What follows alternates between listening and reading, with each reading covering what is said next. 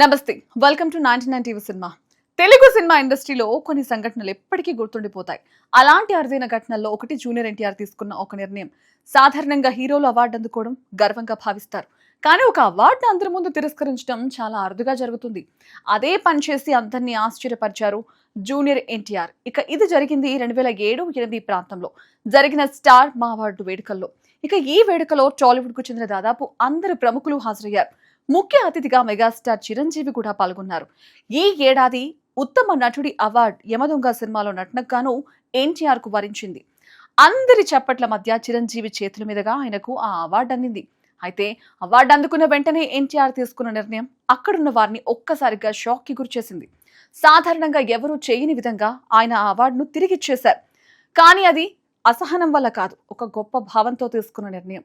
అదే విషయాన్ని ఆయన చాలా భావోద్వేగంగా వివరించారు. అప్పటికే తెలుగు సినీ ప్రపంచంలో లెజెండరీ నటుడు శోభన్ బాబు మరణించారు.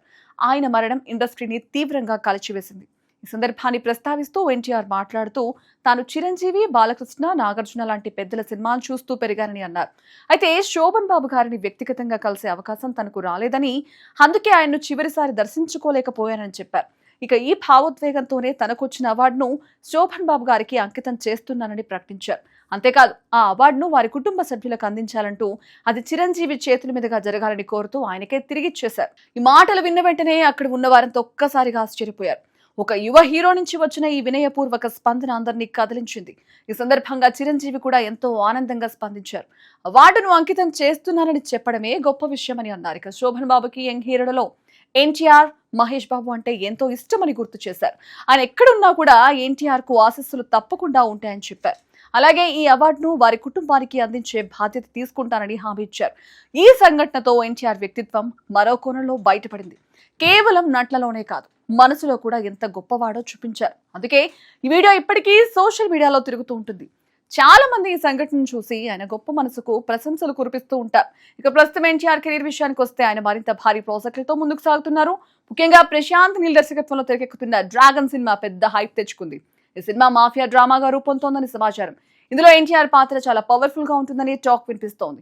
ఇక ఈ సినిమాను మైత్రి మూవీ మేకర్స్ నిర్మిస్తున్నారు. విదేశాల్లో కూడా షూటింగ్ జరుపుకోవడం వల్ల ఈ ప్రాజెక్ట్ కు అంతర్జాతీయ స్థాయి టచ్ ఇస్తున్నట్టు తెలుస్తోంది. ఇక హీరోయిన్ గా రుక్మిణి వసంత్ నటిస్తుండగా విలన్ పాత్రపై కూడా ఆసక్తికరమైన చర్చలు జరిగాయి. మొదట మలయాళ నటుడు టొవినో థామస్ ఎంపికయ్యారనే వార్తలు వచ్చాయి. కానీ తర్వాత ఆయన ప్రాజెక్ట్ లో లేరని స్వయంగా స్పష్టం చేయడంతో అది మరో చర్చగా మారింది. మొత్తానికి చూస్తే ఎన్టీఆర్ కెరీర్ లో ఒకవైపు భారీ సినిమాలు కొనసాగుతుండగా మరోవైపు ఆయన వ్యక్తిత్వాన్ని చూపించే ఇలాంటి సంఘటనలు ఇప్పటికీ అభిమానులు ఆకట్టుకుంటూనే ఉన్నాయి. అవార్డులు తిరస్కరించిన ఆ ఒక్క నిర్ణయం, ఆయనలో ఉన్న వినయం, పెద్దల పట్ల గౌరవం, భావోద్వేగం కలిసి ఆయనను మరింత ప్రత్యేకంగా నిలబెట్టాయి.